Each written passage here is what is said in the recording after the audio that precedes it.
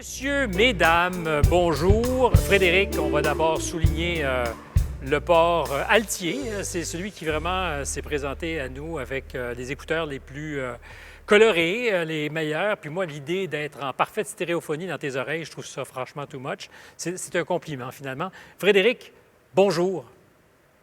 Salut. Est-ce que tu mettrais un peu de son? J'ai l'impression qu'on t'entend pas bien. Oups.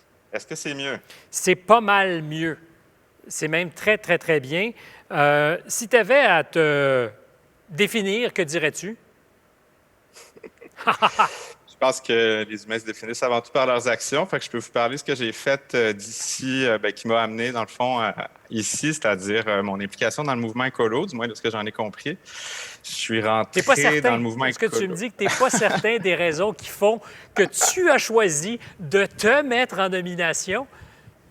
Bien, il y a entre autres mon implication dans le mouvement écolo qui a quand même pris une bonne partie de ma vie pendant les 2 dernières années, minimalement, c'est-à-dire à la plainte civile au Parlement et au Front commun pour une transition énergétique, 2 projets qui ont été colossaux, qu'on n'estimait pas à, disons, la hauteur qu'ils ont pris en début de parcours, c'est-à-dire la manifestation pour le 27 septembre qui a commencé en fait une année avant.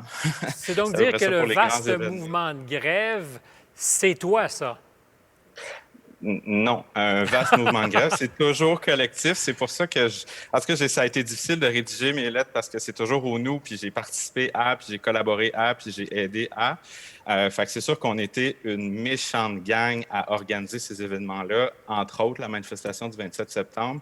Et les raisons pour lesquelles ça a été un si grand succès nous dépassent tous et toutes individuellement. Ça a été un honneur de travailler à ramasser tout ce monde-là autour d'une seule cause, qui est le plus gros défi de notre époque, c'est-à-dire d'effectuer la fameuse transition énergétique écologique qui ne pourra pas ne pas toujours arriver, comme disait l'autre. Moi, ce qui me fait capoter, c'est les images qu'on voit de 500 000, 400 000, je ne sais pas, personnes qui se touchent, qui sont ensemble. Puis en plus, il fait beau à Montréal, ça n'arrive pas tous les jours. Ça nous donne l'impression que c'est un film d'il y a très, très longtemps. Pourtant, c'était il y a un an.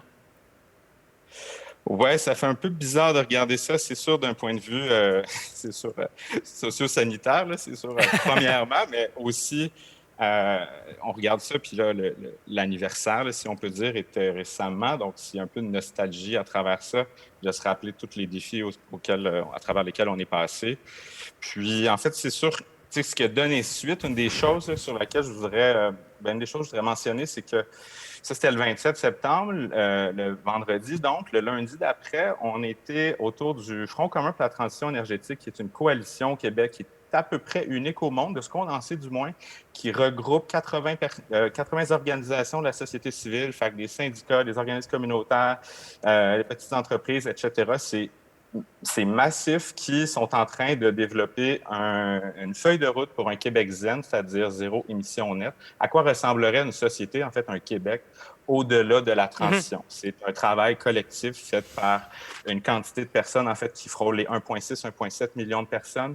J'ai été à la coordination de ce travail-là avec d'autres fantastiques personnes, toutes plus qualifiées les unes que les autres, pour arriver à accoucher de la version 2.0 qui va être adoptée en Assemblée générale dans les prochaines semaines. Bien, en t'écoutant, on comprend en tout cas qu'il y avait du vent dans ta voile. C'est la meilleure façon d'avancer, ça pollue pas trop.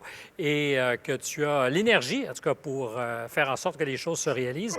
Bravo, merci.